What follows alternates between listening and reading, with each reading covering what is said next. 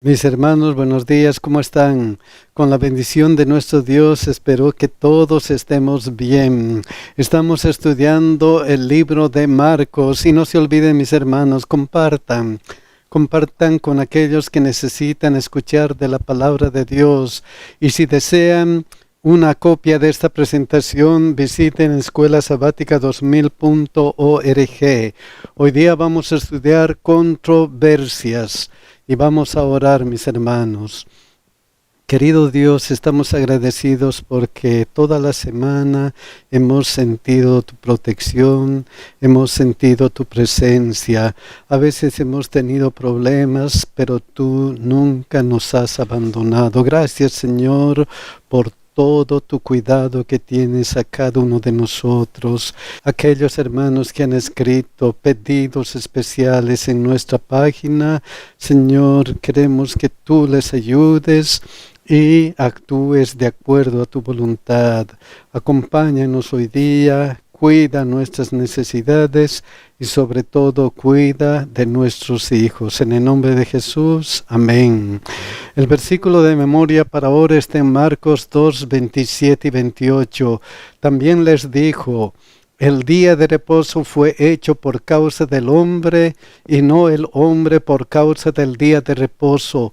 Por tanto, el Hijo del Hombre es Señor aún del día de reposo. Vamos a hablar acerca de algunas controversias. Vamos a empezar con la curación de un paralítico. Marcos 2, 1 y 2 dice: Jesús entró otra vez en Capernaum después de algunos días y se oyó que estaba en casa, e inmediatamente se juntaron muchos de manera que ya no cabían ni aún a la puerta, y les predicaba la palabra.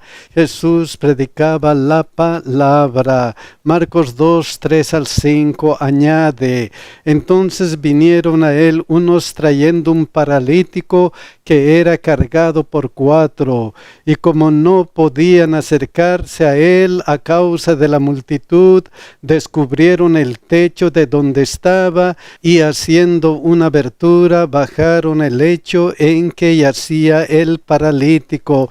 Miren lo que dice Lucas: pero no hallando cómo hacerlo a causa de la multitud, subieron encima de la casa y por el tejado le bajaron con el lecho, poniéndole en medio delante de Jesús. Ahí estaban 4 amigos que estaban ayudando al paralítico. ¿Y qué dijo Jesús? Miren lo que dijo, importante. Al ver Jesús la fe de ellos, Jesús vio la fe de los amigos del paralítico. ¿Cómo se ve la fe de una persona? ¿Cómo se ve? ¿Qué cosas vio Jesús acerca de estas personas? Y luego se dice, al ver la fe de ellos. ¿Qué es lo que vio? Ellos cargaron al paralítico, lo subieron encima de la casa, descubrieron el techo, bajaron el lecho y lo ponieron en medio delante de Jesús. Entonces todos podían ver que estos amigos tenían fe. Su fe era acción, su fe eran obras de amor, y no puede ser de otra manera, porque miren lo que dice Santiago 2, 15 al 17. Y si un hermano o una hermana están desnudos y tienen necesidad del mantenimiento de cada día, y alguno de vosotros les dice: id en paz, calentaos y saciaos, pero no les dais cosas que son necesarias para el cuerpo, ¿de qué aprovecha? Así también la fe, si no tiene obras, es muerta en sí misma.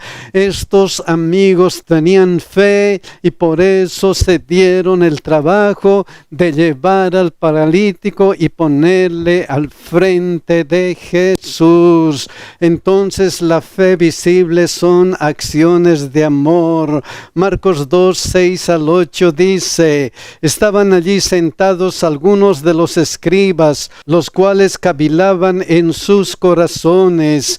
¿Por qué habla este así? Blasfemias dice. ¿Quién puede perdonar pecados sino solo Dios? Jesús fue acusado de blasfemo. Le dijeron, estás blasfemando, solamente Dios puede perdonar pecados. Al decir, hijo, tus pecados te son perdonados, estás blasfemando. Y conociendo luego Jesús en su espíritu que cavilaban de esta manera dentro de sí mismos, les dijo, ¿por qué caviláis así en vuestros corazones? Marcos 2, 9 al 11. ¿Qué es más fácil decir al paralítico, tus pecados te son perdonados? O decirle, levántate, toma tu lecho y anda. ¿Qué es más fácil para ustedes? ¿Tus pecados te son perdonados? O levántate, toma tu lecho y camina. ¿Qué es más fácil? Les hizo pensar y luego ¿qué dijo? Pues para que sepáis que el Hijo del Hombre tiene potestad en la tierra para perdonar pecados, dijo al paralítico, a ti te digo, levántate, toma tu lecho y vete a tu casa. Marcos 2:12. Entonces él se levantó enseguida y tomando su lecho salió delante de todos, de manera que todos se asombraron y glorificaron a Dios diciendo, nunca hemos visto tal cosa. Entonces la restauración del paralítico, incluido el perdón de sus pecados, era un acto divino. Todos estaban asombrados y glorificaron a Dios. ¿Qué estaba haciendo Jesucristo? Por lo cual todos estaban asombrados. Jesucristo estaba viviendo la religión verdadera y eso nos pide a nosotros también que vivamos la religión verdadera. ¿Qué es lo que quiere Dios de nosotros? ¿Qué es lo que hizo Jesucristo? Miqueas 6:8. Oh hombre, Él te ha declarado lo que es bueno y qué pide Jehová de ti. Solamente hacer justicia y amar misericordia y humillarte ante tu Dios. Lo que importa es la justicia, la misericordia y la conducta humilde delante de Dios. Eso es lo más importante. El segundo día dice el llamado de Leví y la pregunta del ayuno. Interesante. Marcos 2, 13 y 14. Después volvió a salir al mar y toda la gente venía a él y les enseñaba. Jesús, como de costumbre, ¿qué estaba haciendo? Jesús les enseñaba. Y al pasar vio a Leví, hijo de Alfeo, sentado al banco de los tributos públicos y le dijo, sígueme, y levantándose le siguió. ¿Quién le siguió? Leví. ¿Quién era Leví? Un publicano. ¿Y cómo eran considerados los publicanos? Inmundos. Entonces Leví, un publicano inmundo, sigue a Jesús. Entonces Marcos 2, 15 y 16 continúa el relato. Aconteció que estando Jesús a la mesa en casa de él, muchos publicanos y pecadores estaban también a la mesa juntamente con Jesús y sus discípulos, porque había muchos que le habían seguido. Y los escribas y los fariseos, viéndole comer con los publicanos y con los pecadores, dijeron a los discípulos, ¿qué es esto que él come y bebe con los publicanos y pecadores? La pregunta era, ¿por qué Jesús no come con los justos? ¿Por qué Jesús no está con nosotros? ¿Por qué está con los publicanos? ¿Por qué está con los pecadores? Esa era la pregunta. Entonces miren lo que pasa. Marcos 2, 17. Al oír esto, Jesús les dijo, los sanos sanos no tienen necesidad de médico, sino los enfermos. No he venido a llamar a justos, sino a pecadores. Oh, mis queridos hermanos, Jesús vino a salvar a los pecadores. Jesús ha venido a salvarnos a nosotros. No importa qué es lo que la gente piensa de nosotros. No importa si la gente piensa que somos publicanos, que somos pecadores. No importa nada de eso. Lo importante es que Él ha venido para salvarnos a nosotros. Pero la historia continúa. Marcos 2:18. Y los discípulos de Juan y los de los fariseos ayunaban y vinieron y le dijeron: ¿por qué los discípulos de Juan y los de los fariseos ayunan y tus discípulos no ayunan? ¿Por qué tus discípulos no ayunan? Ellos están mal. Los de Juan ayunan, los de los fariseos ayunan, pero tus discípulos no. ¿Por qué? Entonces Jesús, ¿por qué tus discípulos no ayunan? Miren la respuesta. Marcos 2:19 al 20. Jesús les dijo: ¿acaso pueden los que están de bodas ayunar mientras está con ellos el esposo? Entre tanto que tienen consigo al esposo, no pueden ayunar. Si mis discípulos están conmigo, si los discípulos son como mis invitados, ¿por qué van a ayunar? Entonces los invitados a una boda no ayunan. Pero miren lo que continuó: pero vendrá días cuando el esposo les será quitado, y entonces en aquellos días van a ayunar. Luego Jesús habla de algo especial. Nadie pone remiendo en paño nuevo en vestido viejo. De otra manera, el mismo remiendo nuevo tira de lo viejo y se hace peor la rotura. Y nadie echa vino nuevo en odres viejos. De otra manera, el vino nuevo rompe los odres y el vino se derrama y los odres se pierden. Entonces es inútil entretejer la buena nueva con las desgastadas observancias judaicas. A causa de todas esas preguntas, Jesús les replica esta historia: todo lo que ustedes están enseñando es viejo. Todo lo que ustedes están enseñando es desgastado. Las enseñanzas humanas que ustedes tienen están desgastadas. Hay que seguir lo que dice Jesucristo. Por eso el día tercero se va a enseñar que Jesús es el Señor del sábado.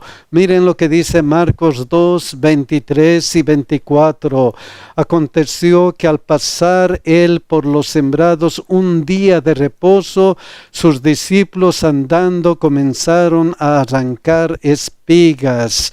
Entonces los fariseos le dijeron: mira, ¿por qué hacen en el día de reposo lo que no es lícito? La pregunta era: ¿por qué hacen en el día de reposo lo que no es lícito? Lo que implicaba que hay cosas que no son lícitas y que hay cosas que son lícitas.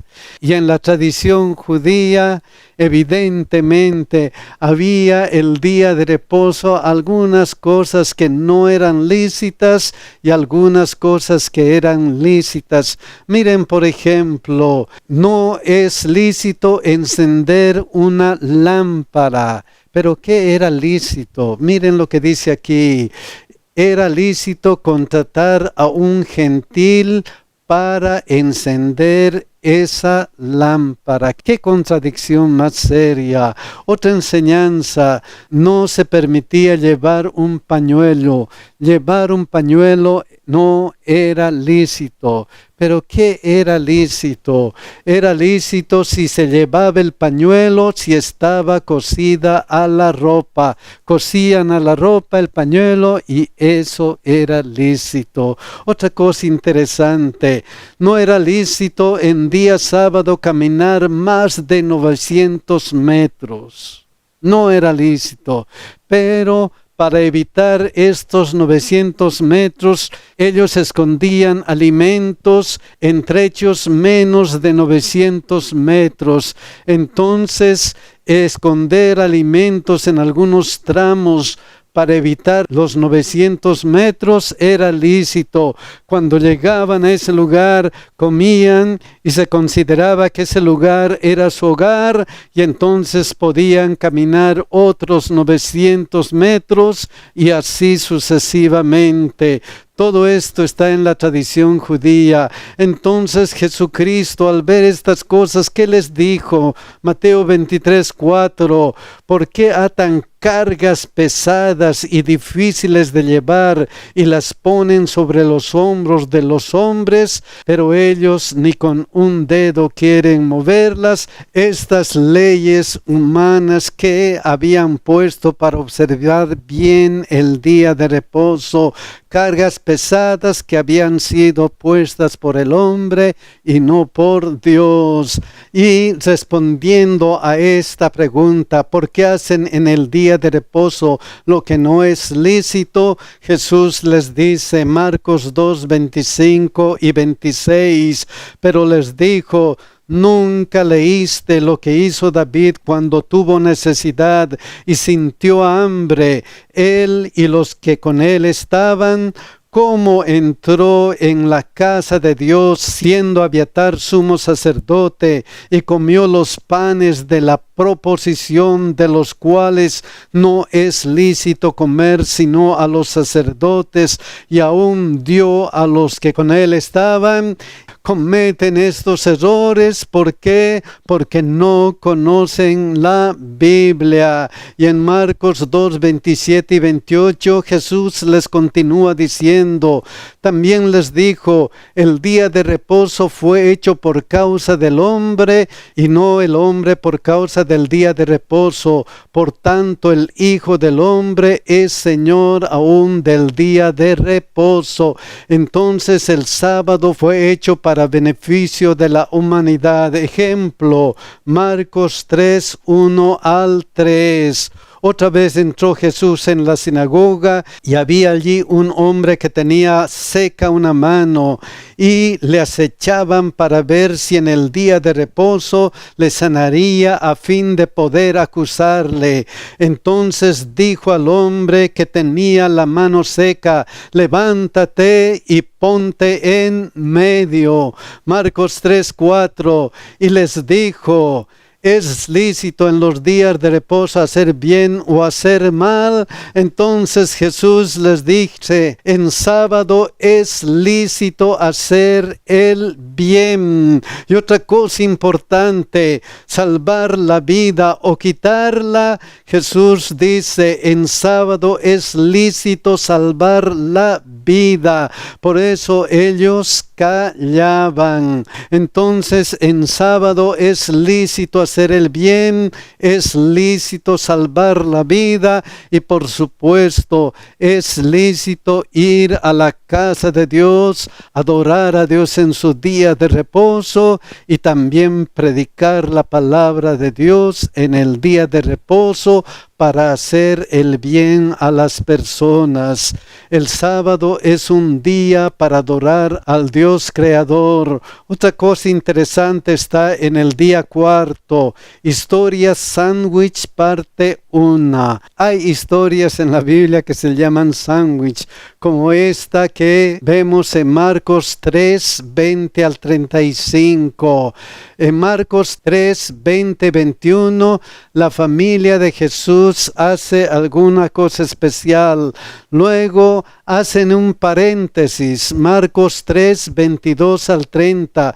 Los escribas de Jerusalén actúan, y finalmente otra vez en Marcos 3:31 al 35, la familia de Jesús entra en acción. Por eso se llama historia sándwich. ¿Por qué? Porque es como un sándwich.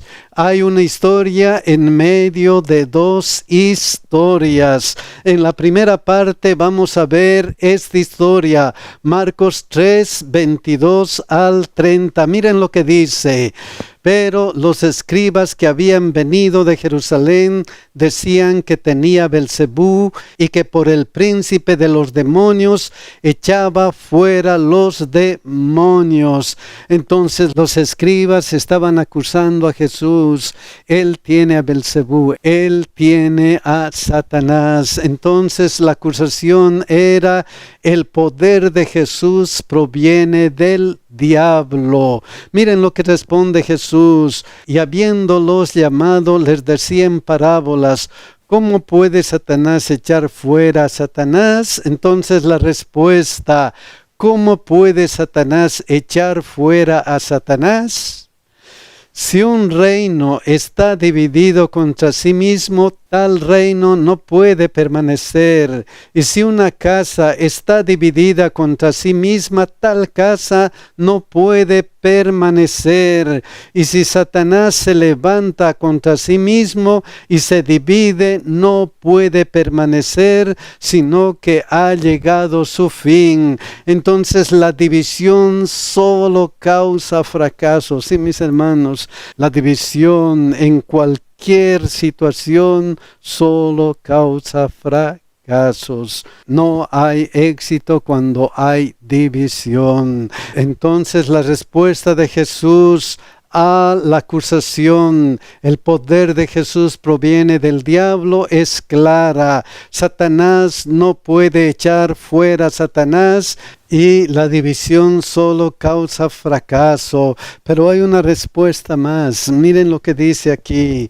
ninguno puede entrar en la casa de un hombre fuerte y saquear sus bienes si antes no le ata, y entonces podrá saquear su casa. Tiene que haber un hombre fuerte, un hombre que va a vencer a ese enemigo, en este caso a Satanás, a Belzebú. Tiene que haber un hombre fuerte, y ese hombre fuerte es ¿quién? Es Jesús. La respuesta es: solo Jesús puede vencer a Satanás. Solamente Él puede vencer a Satanás. Y porque los escribas están atribuyendo la obra de Jesús a Satanás, miren en última instancia qué les dice Jesús. Marcos 3, 28 al 30. De cierto os digo que todos los pecados serán perdonados a los hijos de los hombres, y a las blasfemias cualquiera que sean.